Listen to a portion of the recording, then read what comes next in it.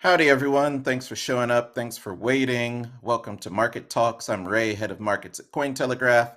In this show, we discuss the latest in what is shaping the markets with valuable insights from industry leaders, traders, and influencers. And today's show is presented by our sponsor, Web3 Antivirus, a security solution that helps protect users from online threats and scams on the decentralized web.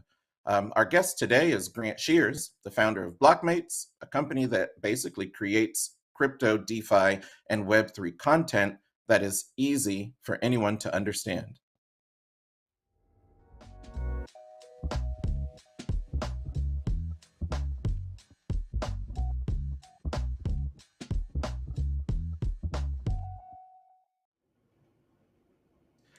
Hello, Grant. How's it going?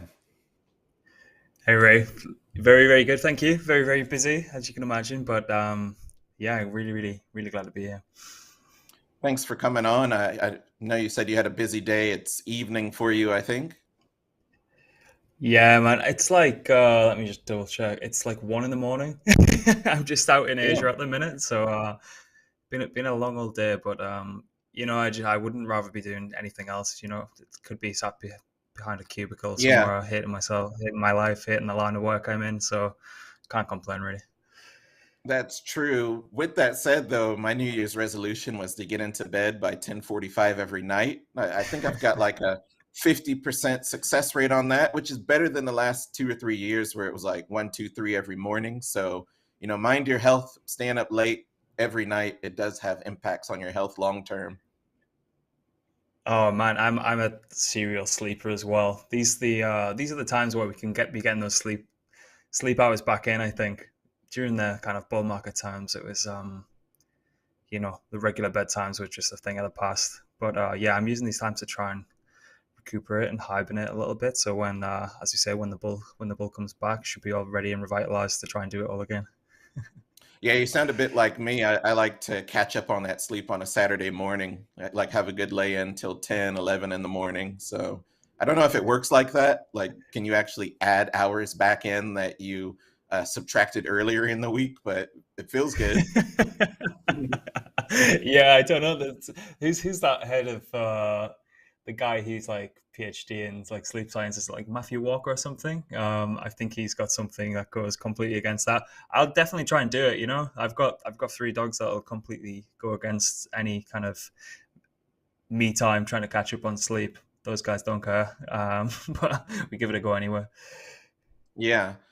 Well, markets wise, I'm not too sure where we're at.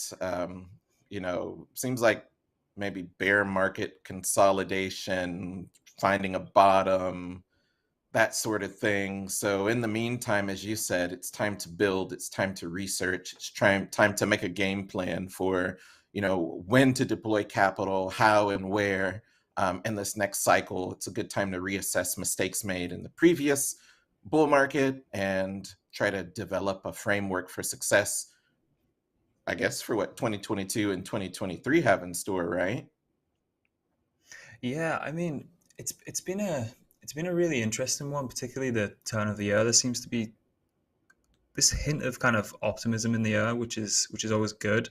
But then it always makes you think we haven't suffered enough. But it's 2022, that was if you survive that, you deserve some kind of OG recognition badge for that year alone. I know some people who came in very end of 2021 and all they know is 2022. So it's like they were had this real baptism of fire, as it were. So, but I think what's really interesting, and they just seem, as you say, with that kind of era of often so much stuff that is being built, which I've just kind of been blown away by. And I know it's a bit of a meme and like the whole saying that the bear markets for builders, but this kind of the past year, there's so much kind of zero to one innovation that's happening, particularly in the DeFi space and maybe some kind of NFT and DeFi crossover. But I've just been kind of blown away, and feels for once that even though we've had a real harsh downturn, it feels finally that people have kind of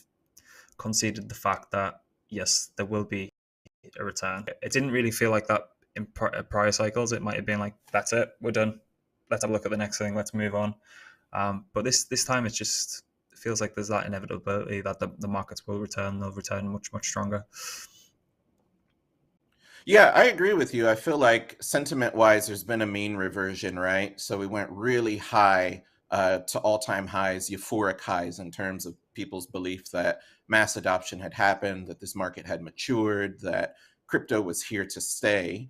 And now we're returning back to kind of like the range that we were in before. And this time there's a road there. This time there's support. This time there's infrastructure. Whereas I agree with you in 2017, 2018, when we came back to what was the mean, there was nothing there, like that was when I first kind of got into trading crypto, and there was nothing there but disbelief, uncertainty, and fear. And because of that, it impacted your vision and your ability to like think, should I keep investing? Should I hold on to these assets? Where do I get good information? And that's actually one thing I really like about what you do at Blockmates is you guys create content that really simplifies DeFi stuff, Web3 stuff, crypto stuff, and just breaks it into bits and pieces that are digestible. It's accessible for literally anyone, like people walking straight off the street to someone with 10 years in the game. It still has that relevancy. So I really like what you guys do. Yeah, no, I appreciate that, and I'm really glad that it's received that way, because I think when you kind of doing this kind of stuff all day and trying to grow a brand, grow new media companies where we want to get to, I think they're this year. But it's for me, it's always about create the content that you'd kind of consume yourself, and I think there was kind of I feel as if there's this kind of disconnect between projects and the people that they're kind of trying to push their product towards. And I don't know if that's because a lot of people in this who are building this space are so kind of high IQ, and their level of understanding kind of creates this. The way I describe it is like it creates this kind of flaw of language that they can actually convey to the rest of the people that are in this whole space. So what we try to do is, feels like a lifetime ago now, but just kind of come in and just really lower the barrier to entry for people who are coming into this space, but keep the content the root of why the protocol is working that way. Like try and strip back to first principles, but again, trying to just make the content as accessible for everyone as physically possible and keep it lighthearted. I don't like reading project documentation. No one likes it. There's so much jargon in there. The industry moves at such a fast rate. You can be an expert one day and you can be left behind the next if you're not keeping up. So it's, as I say, trying to keep it as lighthearted as possible.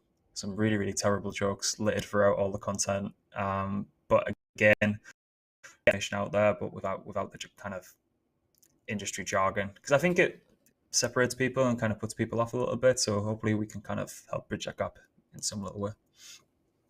Yeah, I agree. The more the merrier, basically, for crypto. If it's too niche, then it's not sticky. So making it simple and inclusive is really important. So what's on your mind market wise?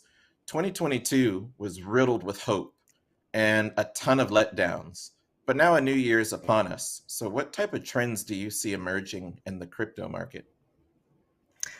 Yeah, I mean, I think the big one on everyone's kind of watch list and on the lips of everyone at the minute is obviously the liquid staking derivative narrative.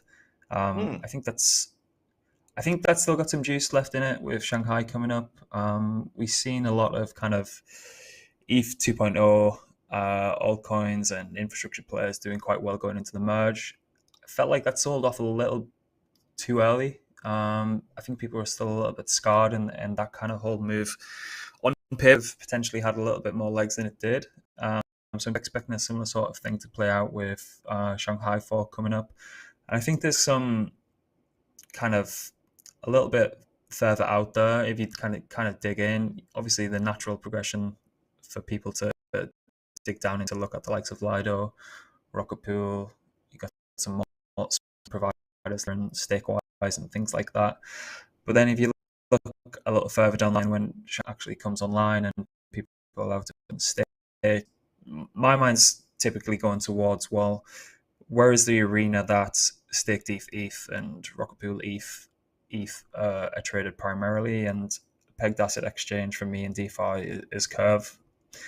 Who owns the lion's share of Curve? Convex. So then you start kind of pile layers and layers and layers on top of the onion, trying to think a little bit further for a fixed player. Things liquid staking derivatives. Probably going to think Lido. They're probably going to think what's happening. Like even down to those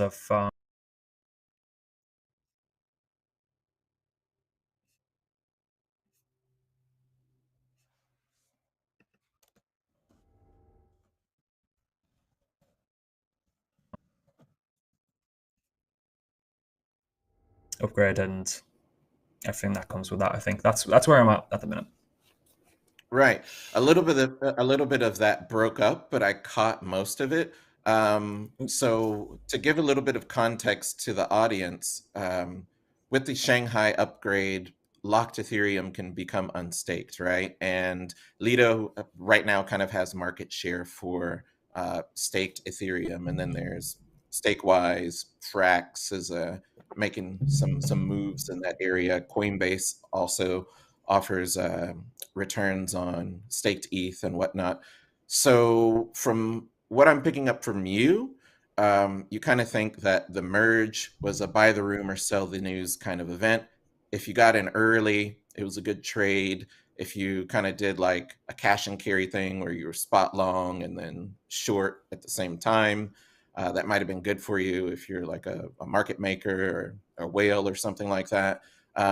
But you kind of think that the whole movement of these liquid stake derivative tokens is a buy the rumor, sell the news event. In the last 2 weeks, most of those tokens, Lido, Rocket Pool, Frax, they've doubled in value, right?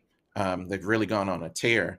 So do you think it's more of a rotational trade, or do you think that it's possible that this could be a catalyst for a new bull run? Because what I see is a potential flywheel where competition comes back to DeFi, and everyone wants to boost their TVL, everybody wants to catch fee capture, as you said, like with Curve. So this unlocked Ethereum is going to be competitive. Like different protocols will want to capture it and restake it, therefore they're going to offer higher yield for it, aren't they?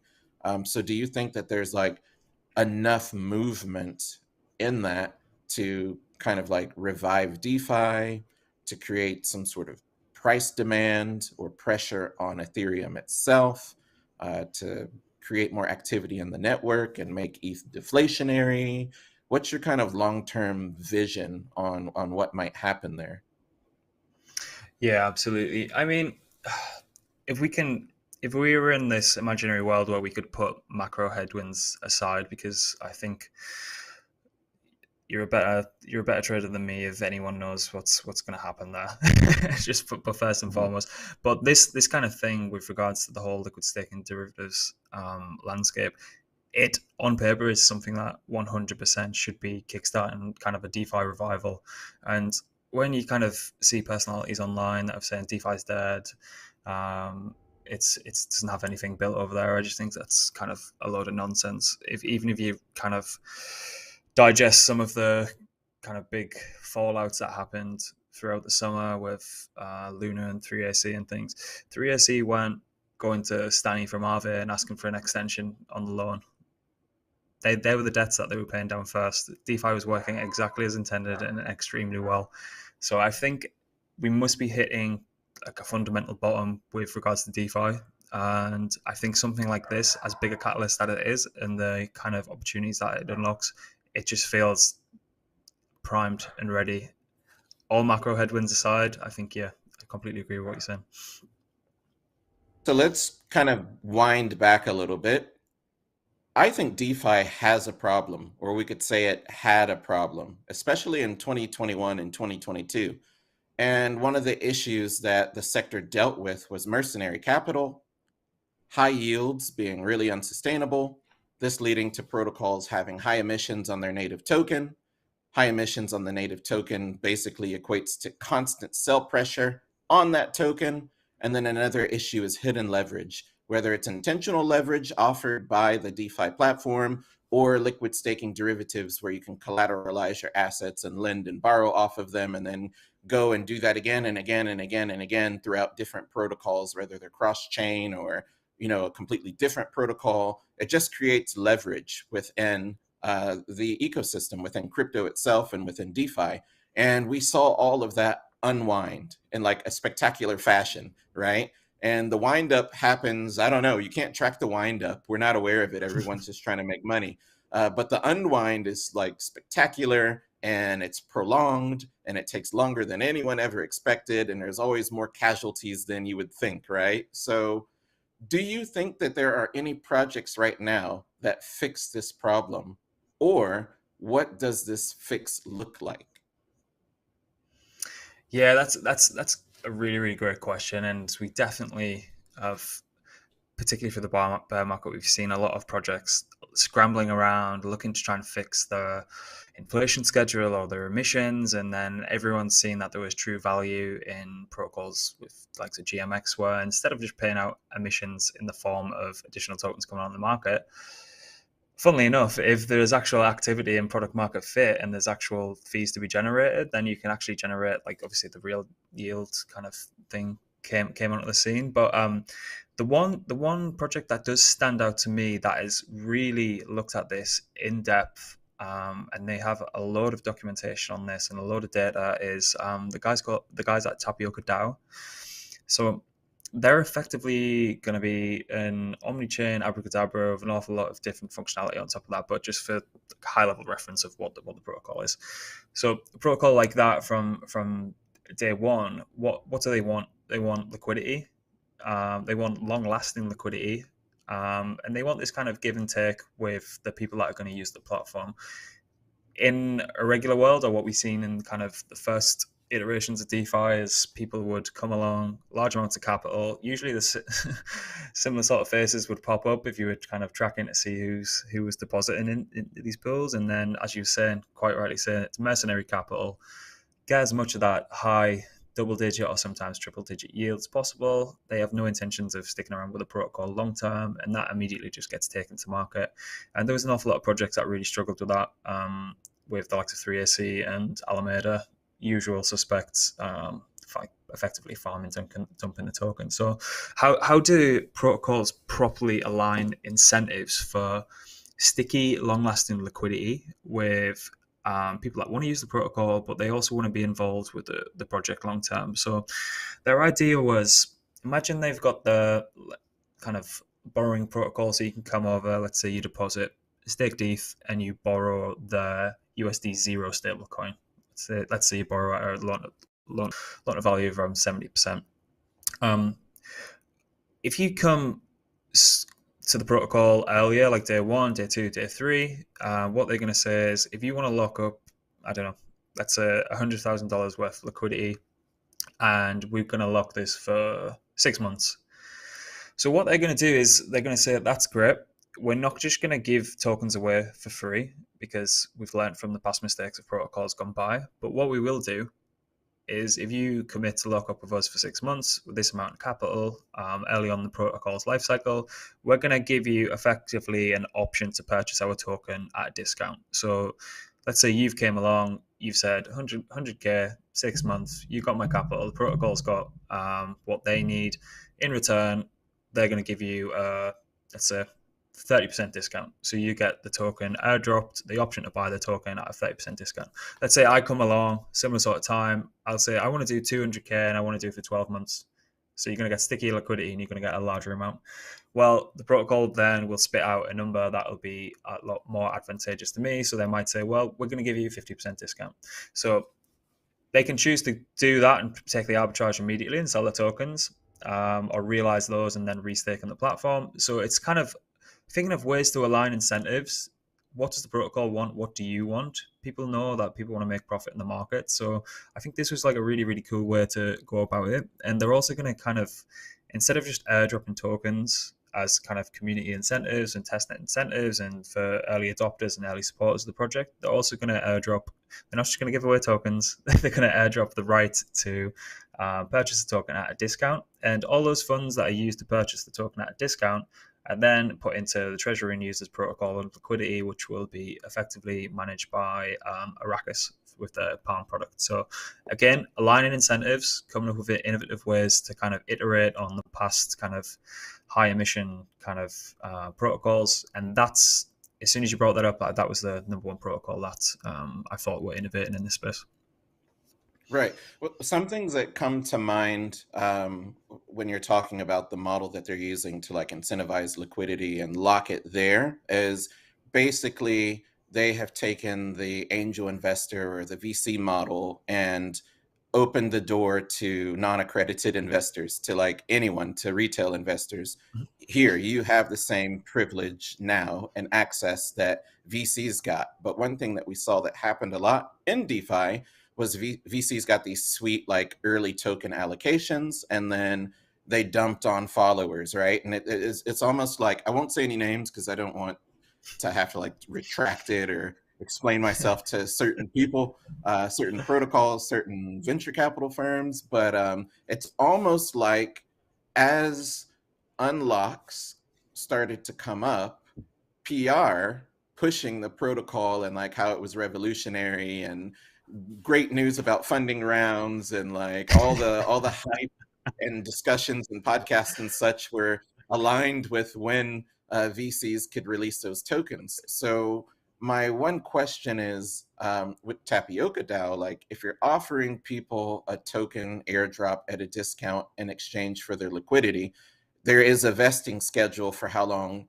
you hold their money. But what about how long do you hold our token, right? Like, is that something that they're considering? That's something that DeFi needs to keep in mind. Like, you're still creating that sell pressure. What is the incentive to hold their token while also leaving your investment there and earning interest on it?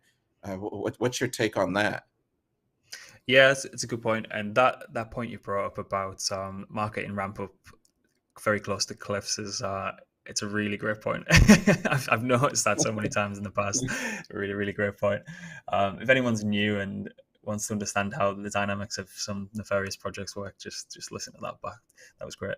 So yeah, they effectively with the option to buy at a discount, given a commitment for locked liquidity, the team are just saying you've got a week to exercise this option to buy. It can expire after 1 week. If you choose to buy and then sell into the open market, that's fine. We've got your liquidity for X amount of time, and it won't be as steep as 50% if someone wants to just lock for a week. They're looking for like long-term commitments, and they have this kind of. They took a look at what Curve were doing with regards to 4-year locks and how the VECRV decays linearly over time, and they've came up with like a time weighted AML on the back of that to kind of judge the average lock duration and how do we incentivize people to lock for longer, and then how does the feedback in discount like play out from that. But people are, once they've exercised that right to purchase, they're more than welcome to kind of sell on the open market.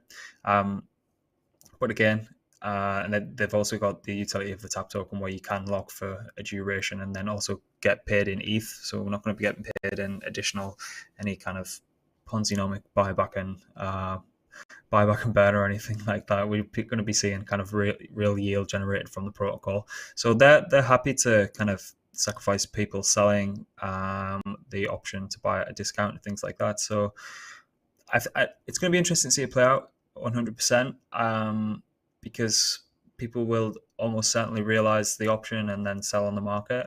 But it's something that's never really truly been done before. I think Andre came up with the idea with KP3R, but I don't think there was an expiry, so it didn't play out as well. These guys have set a 1 week limit on the right to exercise that option. So I'm all for innovation. I love this kind of stuff. So really interested to see how it plays out. But that was one of the innovative ways I thought that people were trying to get around this kind of rented liquidity issue.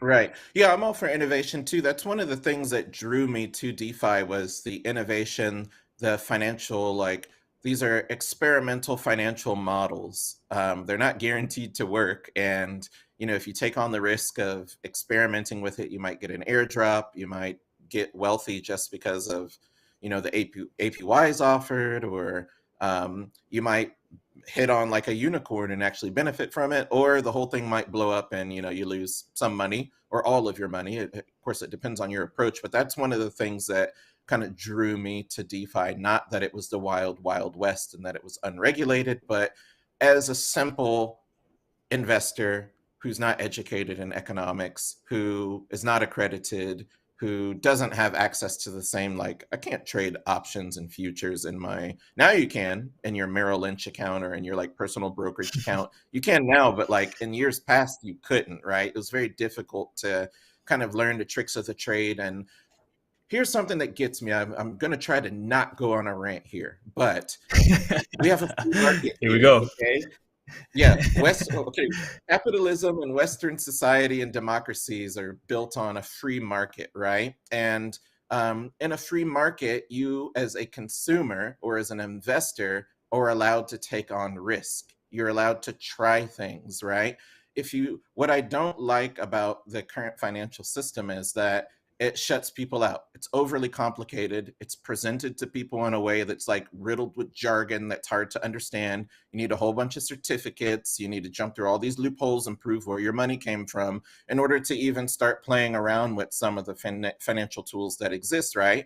And it creates a system where you feel like you have to go to someone who's educated in the space and has a certain degree, and they're going to charge you a management fee for your money. So I'm not allowed to take on the risk and learn from it. In a free market, I should be allowed to play with futures and options and anything. And if I get my hands burnt because I didn't do my diligence, then I've learned from it. Either I survive and try it again and succeed, or it burnt me so bad I never touch it again, right? But I don't like the kind of shielding that the government gives the American investor, supposedly, right? Like I don't. But meanwhile, government and banks go and play with these instruments and create chaos and havoc in the market, and that impacts the economy, and that impacts me. Like, it impacts the valuation of my stocks and my 401k and all that. So that's my little rant. You're free to respond to it or ignore it. We can move on.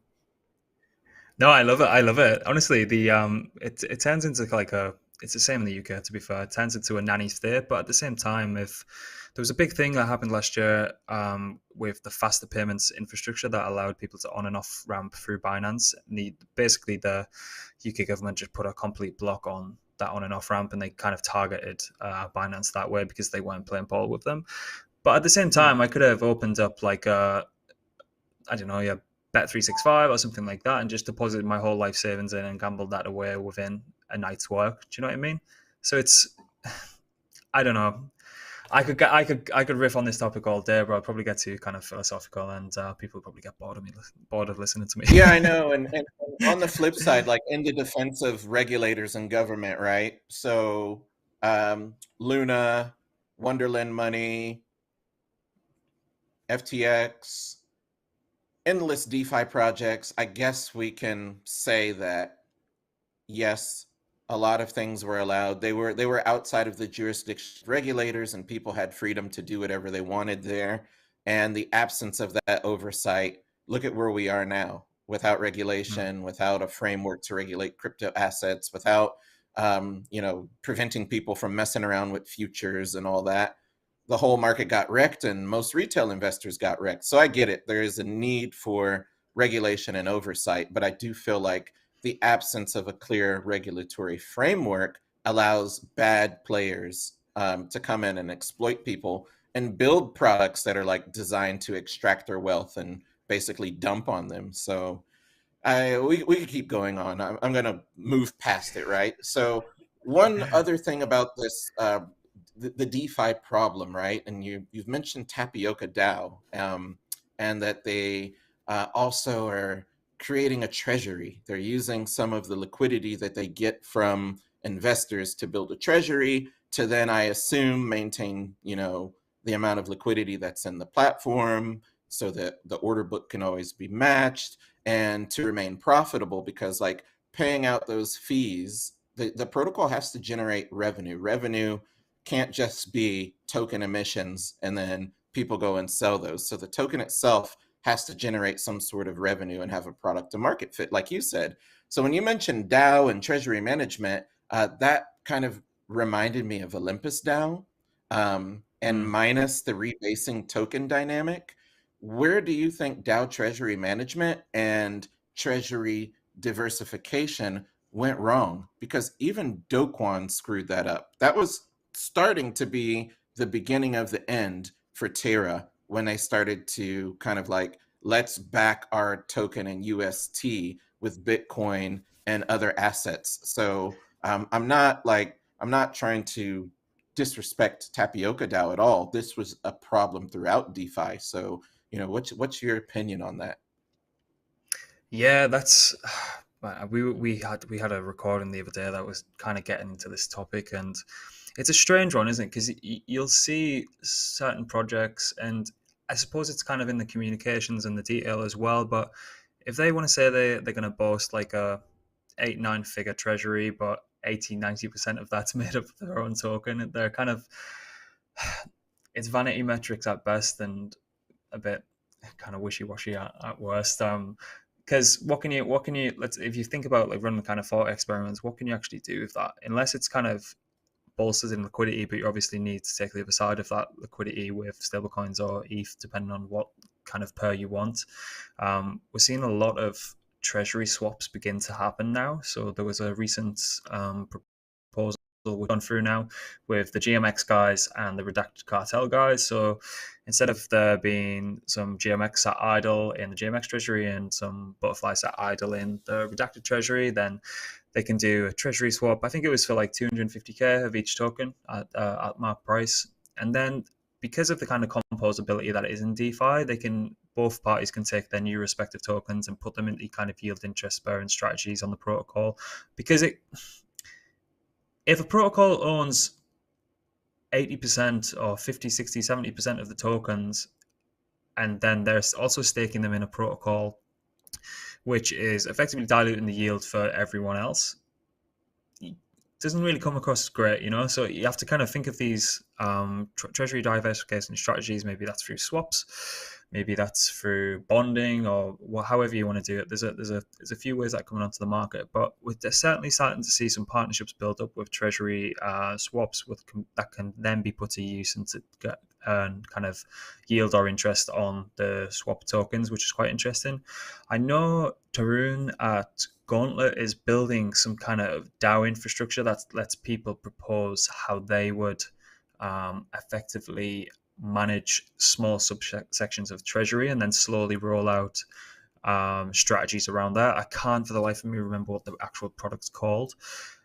So that's a kind of put your money where your mouth is treasury management from like a DAO kind of grassroots up level. And then you kind of scale it through as kind of confidence builds in these strategies. But yeah, I think, but with reference to what they did well, for better or for worse, with the bonding mechanism is show people that you could bolster a huge treasury.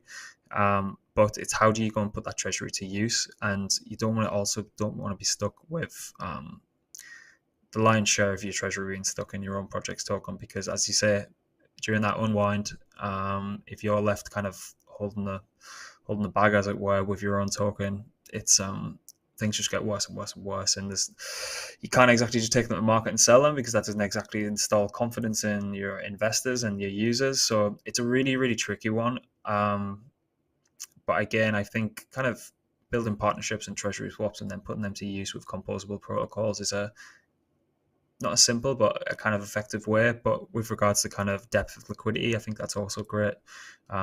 If you can get some kind of protocols that will actively manage positions, particularly on UniV3 like Arrakis, a couple more as well, I think that could be quite interesting. But yeah, that's a really tough one. I'm looking forward to following what the guys at Gauntlet are going to do and see how that plays out. As I say, more DAO kind of involvement on how treasury should be structured. But yeah, tough old question, that one. Yeah. Just something to ponder, more to like just philosophize and pull apart. There's not really an answer that any one person can give. So basically, kind of from a bird's eye view, I remember the curve wars being the primary catalyst of the whole treasury swap and treasury diversification and managed DAO treasury. And the whole goal was to capture enough of the yield from VE curve and to generate like capture the entire curve and like Uniswap fee share creation and redistribute that to token holders within DeFi protocols. So now it seems like basically where we're at is curve wars, but it's really staked ETH wars now. That's the battle that's beginning now, and you see different protocols chasing after ETH or staked ETH and offering high yields for it, and then devising plans for what are we going to do with this staked ETH that we have to generate fees for the protocol, and then what sort of utility are we going to give to our governance token or the IOU for the ETH, which also somehow like kicks back fees to holders or incentivizes them to keep them locked. So I feel like it's playing out again, and hopefully with more success and innovation and intellect this time. Yeah, I just kind of love everything that happens in this space. The rate at which it moves, you've just got to kind of be on the ball, and it's really hard to keep up. But if you can keep up, it's such a kind of enjoyable kind of journey to see how much innovation and kind of composability is. Yeah, as I say, the companies seeing the exact same thing. Everyone wants to be the number one with staking derivative. Frax are picking up some steam at their Frax ETH as well. I really want to see how this Redacted Cartel's Dinero plays in being able to kind of borrow and whatever liquid staking derivative that might be in the decentralized stablecoin. It's just great. Like the whole landscape's great. Everyone seems to be developing. Everyone seems to be pushing in the right direction. And yeah, I'm just kind of interested in players out, particularly post. I think it could be really, really good. Yep. We are now going to have a quick video from today's sponsor. Perfect transition, right?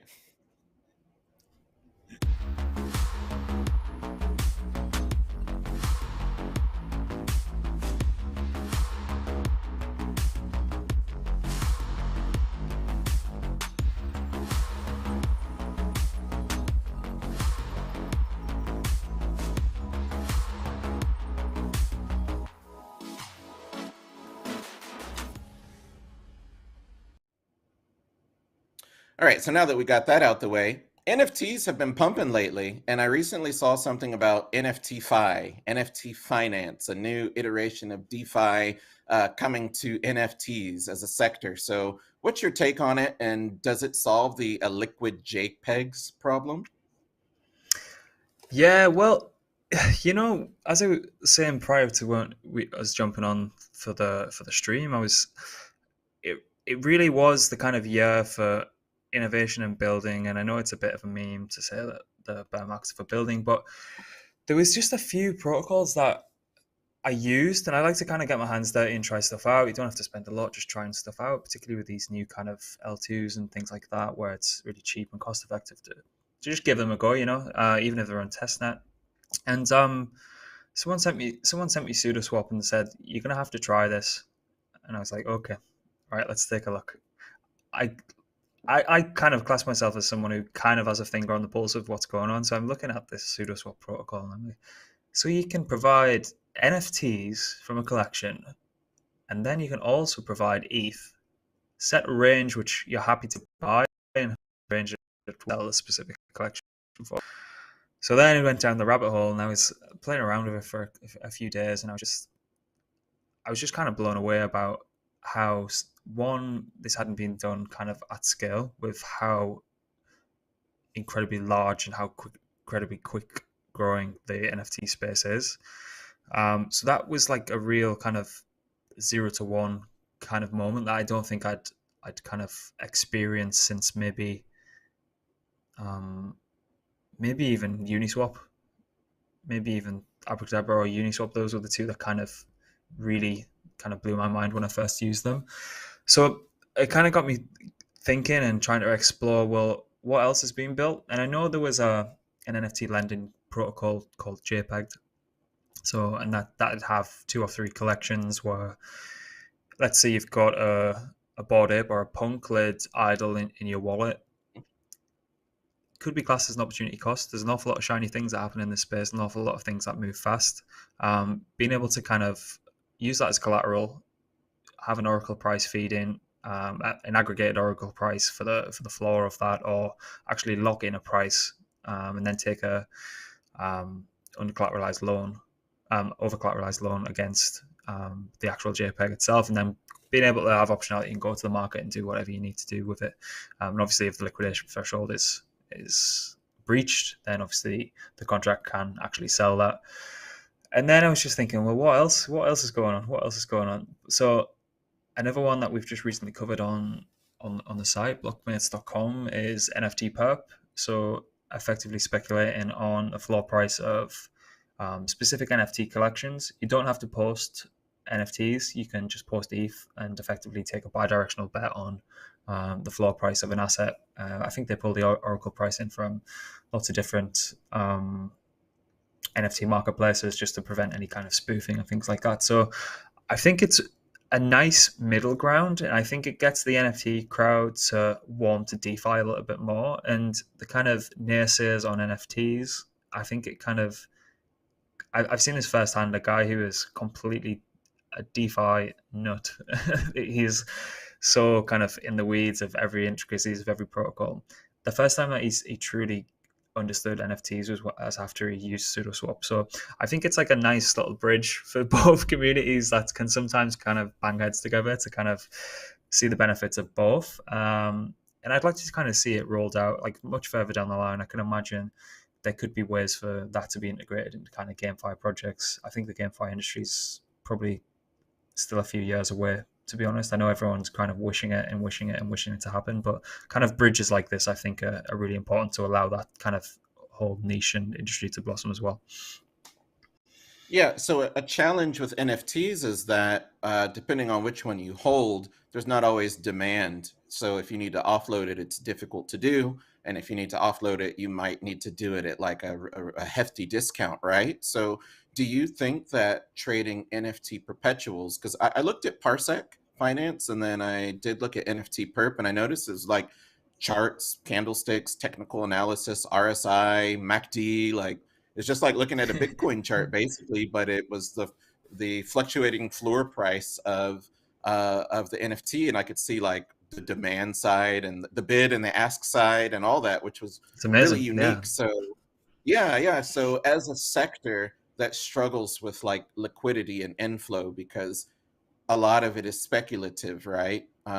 So when the market's down, the liquidity is gone and assets are concretized. When the market's hot, money's coming in and it's flowing. But do you think that perpetual contracts, like injecting that kind of synthetic liquidity into NFTs, is that a game changer? Is that an evolutionary step forward for the NFT markets? I think it's really it's a difficult one because a lot of topics even towards the last end of the cycle when everyone was happy and there was liquidity still inflowing. There was the issues of kind of fragmented liquidity, and again, if you're going to fragment even further down or into the kind of application stack for specific kind of applications that are being built, so like what would you need to have like tens of millions of dollars of volume on the likes of NFT perp, you're going to need some serious liquidity because for every taker there needs to be a maker and vice versa. It would be quite interesting to see if there was ways to have kind of universal liquidity layers. So I know the guys over at Hero who we work quite closely with. So they're building a DeFi primitive on top of Solana. And there's the whole idea of this unified liquidity. So if there was different kind of pari-mutuals markets or pubs or futures markets, or like maybe someone comes and builds a NFT, like a perpetual NFT protocol on top of it. But at the end of the day, it's all tapping into this kind of unified liquidity instead of kind of fragmenting across different chains, different kind of areas and different applications. And I think kind of also layer zero could kind of help with that, with the liquidity fragmentation, particularly if people are going to build these NFT financialized products as well. But yeah, you're completely right in what you're saying. you can effectively watch if liquidity inflows are happening or liquidity outflows are happening. That give you a decent indication of what the market's going to happen, particularly as it all unwinds in DeFi. So I don't know. That's a tricky one as well. I think the fragmentation of liquidity issues is quite a big one. And then it's how do you incentivize liquidity? And then we get stuck into basically what we were saying about the tapioca thing and how do you not just have mercenary capital coming to the protocol because there's high incentives. So it's like you press one button and something else pops out. It's a maybe there's only trade-offs. I don't know. No, I agree with you on that. Liquidity is a gift and a curse, right? Because in defense of like artists and NFT collections, um, if everything is a perpetual contract that can be speculated on, which we've seen happen with tokens when they get listed on Binance or FTX, then you can basically have your revolution co-opted. You can have sometimes costs being low, like per unit value, is good for the protocol, right? And Yeah. if the price of their token like goes through the roof, all of a sudden it can like change what they're able to do, what they're not able to do. If they were oriented toward retail investors and have like a product or a service that has a market fit with retail investors, but now your token is like it's gone from 30 cents to $13, then you've kind of like cut people out that would have been able to have a go at it because it was affordable to them. So I could see like that heavy liquidity coming into NFT perpetuals and dominating and directing NFT floor prices being a negative for like NFT DAOs, NFT collections, NFT investors, people that are trying to build in with that particular project. So I agree with you. It's like a gift and a curse. Yeah, you just made me kind of think there. I wonder if not to kind of put additional layers on top of the onion, but I wonder if there'd be an easier way to market it with kind of fractionalized NFTs and create markets around it that way. But yeah, that's a rabbit hole I really don't want to go down because that's you just really, really instigate some thoughts there. I'll be raising that at 10 billion if anyone wants to invest as well. So I'll send you the picture. Likewise, yeah. Let me join you on that. Hey, so let's talk about Bitcoin real quick. Was Bitcoin's recent rally a trap for bulls, or do you think it's the emergence of a new trend? This is a really interesting one because I've never seen so many people angry at the markets moving up. So I don't just sent people sidelined. A lot of people kind of caught off guard coming back into the markets early into the year. Um, my head says yes, my heart says no. I wish I could be more kind of direct with that one, but I think the way I've typically been playing it is I've got my kind of medium long term positions going into this alt, and then if the markets look a little bit top heavy, then I don't mind taking a hedge on those alt positions by just shorting Bitcoin, and that's kind of how I'm going to play it. If I'm right, that's okay. I've bought kind of liquid staking narrative quite low, and market's going to move with Bitcoin regardless if we like it or not. It's being correlated.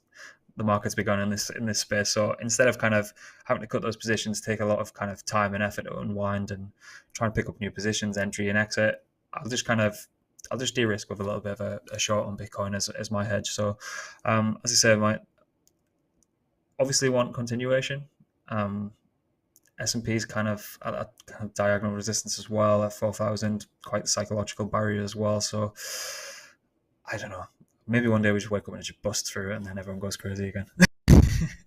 Yeah, I think we're just still carving out a bottom. There's still unresolved black swans on the horizon, like DCG and Grayscale and Genesis, and how is that going to resolve in the coming quarters? There's always the threat of regulation. Of course, like you mentioned, there's the macro headwinds, but it just makes sense when you look at Bitcoin's price action now compared to like previous cycles, that we would just consolidate. And there's always going to be like some sell pressure at 24K, 28K, 30K. Like there's people that want to cut loose who are at break even or have reached a point of acceptable loss and they're ready to get the hell out, right? And Yeah. I feel like what we saw last week was primarily a short squeeze that was the product of a positive CPI that everyone was kind of expecting. Next week, we got the kind of like Fed FOMC talk on what rates are going to be, where that's in 2 weeks, what the rate's going to be. It's probably going to fall within the market consensus. So I just feel like we're in this technical range bound, very simple momentum based trade where you can identify clear overhead resistance and kind of like look at the order book and see that, oh, people are probably going to sell here at the 200 MA or, at this price level, and just play that and hedge appropriately. And it's kind of like easy accumulation trading right now. Yeah, 100%. I mean, it's so annoying as well because with the merge and with Shanghai, there's so many great catalysts in the space, and obviously people can't time the markets around these kind of things as much as we'd like to think they could. But I just always kind of think, like, macro headwinds aside, where would we be at now? We'd be looking at some really, really great numbers, I think. But you know, a narrative is nowhere near as strong as I say, the macro headwinds, and we can try and convince ourselves otherwise. But if legacy markets sneeze or the global markets sneeze, then we get dragged down us with it as a kind of a high risk on asset. So can't do anything about it. Just have to play it as best you can. Yeah, Arthur Hayes actually put out a blog last night, and in it he's like, the Fed's going to pivot, but it's not going to lead to a moonshot for crypto. He's like, shitcoins and Bitcoin are just going to collapse to new lows, like 15K level. And then from there, we'll see where we go. But that was kind of his thesis, is that, the confirmation bias that a Fed pivot or eventually reducing rates is going to like catalyze all this money coming back into crypto. And he's like, no. It's always good to look on the other side of what everyone else is thinking. So let's explore that. Yeah, I mean, I love reading his stuff. He's great. He had like a ultra bull narrative coming out of the merge. Problem is with these kind of, if you put out like these like out there kind of thesis around it, it's a lot of the time it's just, particularly online, it's a lot of people just shouting over each other with completely different time horizons. So for these things to play out, my time horizon, your time horizon, it could be completely different. But in that, we could have completely different opinions based on what we believe on a current narrative or a current sentiment. So if we're saying Shanghai is going to be bullish, what does that mean? A year, 2 years? Liquid staking derivatives bullish? Yeah, a year, 2 years. And then a lot of people get in the weeds and who are kind of swing trading and things like that, and say everything's bound to go down. So yeah, I love Arthur Hayes' stuff. He's a great kind of writer as well. His Substack's great. Yeah, he uses a lot of hyperbole, and it's like reading a book. So whenever I see 26 minutes, I'm like, oh my God, how can a Substack be 26 minutes long? I'm going to try and do my best, And they're never It's like chart a heavy, novel. so you actually have to read everything. But yeah, he keeps it in memeology and crypto jargon and different events. So yeah, he's a great writer. I don't want to keep you forever because I know it's late there. So one more question, and then we'll start to close. In your For opinion, sure.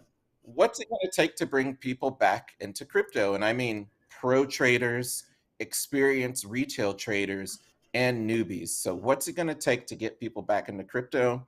And generally, what's your outlook and sentiment for 2023 and 2024?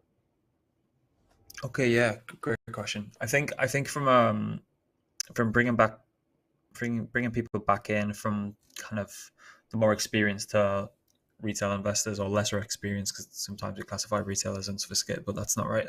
I'd say for kind of large funds and large players in the space to come back, I think particularly in the US and certain jurisdictions, they need some kind of regulatory clarity. For better or for worse, at least that gives them a kind of scope and a kind of standard operating procedure of how they can actually enter these markets. So I think any clarity around that could be interesting. Big things happen in the US. It's get the first and take a lot of influence from. So for, as I say, larger funds and large capital to come into the space, we need that. Institutional onboarding, we're seeing a lot of recent conference that didn't really have much to happen as well. Fire blocks and things like that are all great, but the UI and the user experience from these traditional guys and for market makers needs to improve. Trying to see if there's any way that Uni v3 and APIs that you can plug into that. Again, with I keep bringing them up because I think they've got a great product, but Arrakis just making the liquidity provision on a DEX as similar to as what a traditional market maker would expect on a centralized exchange. And I know there's a couple of decentralized exchanges that are popping up with order books with simple APIs that traditional markets can be plugged into them. So that'd be interesting to see this year. But again, I think high level regulatory clarity, as I say, for better for worse. And then I suppose for retail to come back. In my opinion, for that, it's no news is good news. as long as people aren't losing money hand over fist, we just have a couple of months or 2-3 quarters of kind of silence, let people get on with what they're doing. We don't need a rip roaring bull market for people to slowly start building trust and gain again. And like if we're brutally honest about it, it's probably going to be some meme coin that gets the headline while all this amazing innovation's happening. That draws a lot of retail back in, and usually that's a good signal to start taking a little bit off. 2023, 2025, as I say, just as I've just mentioned, I just want 2023 to be a year of peace. I don't know how much longer I can take this stress, but as little news as possible, even though I know it's not going to happen. And then 2024, I think, if we can get that right, a bit of regulatory clarity. Hopefully they don't throw the book at everyone, but I think we'll be in a really good place. The space is definitely not going anywhere. If you're thinking about pivoting to kind of AI blogs and AI content, just don't do it. Don't do it. It's flavor of the week. The space is certainly not going anywhere, and I'll be around for as long as people can stand to listen to me, I suppose. Yeah, which is probably definitely going to be at least 10 more years. So I'd like to say everything that Grant has said, that I've said, that's being pushed through Cointelegraph. It's not financial advice. You're all advised to do your own research, do your own diligence. Go read the content on Blockmates.com so you can learn more about crypto and DeFi and how these protocols actually work. Go read the articles that we publish weekly on Cointelegraph.com so that you can stay up to date on breaking news and inform yourself on what the markets are actually doing from our team of market analysts. I'm going to take a brief break and then I'll come back to you, Grant. We'd like to thank our sponsor, Web3 Antivirus, a security solution that helps protect users from online threats and scams on the decentralized web. I think there's a video that comes from that.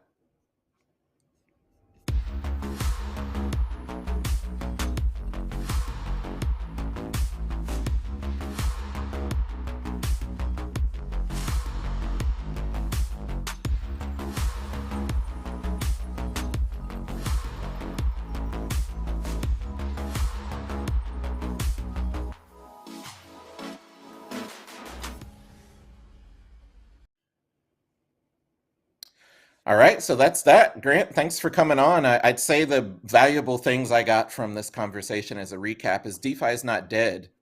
Look for innovation and dig into that, right?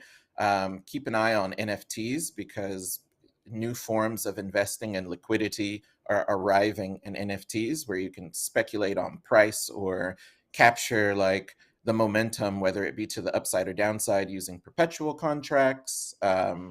Shanghai could be a buy the rumor, sell the news event, but it doesn't fundamentally change Ethereum's use case or its fundamentals. It's actually kind of a crossing of the Rubicon point again, where we see, do the fundamental reasons that make Ethereum attractive remain, and are they strengthened by the merge? Like, competition's good. The more competition you have in the market, the better. The more innovation you have, it roots out oligarchy and monopoly and whatnot. So yeah, man, there's a lot of good stuff you shared with us. Where can we find you if I want to learn more about you and what you do? Where can I find you on socials? Where can I find your content?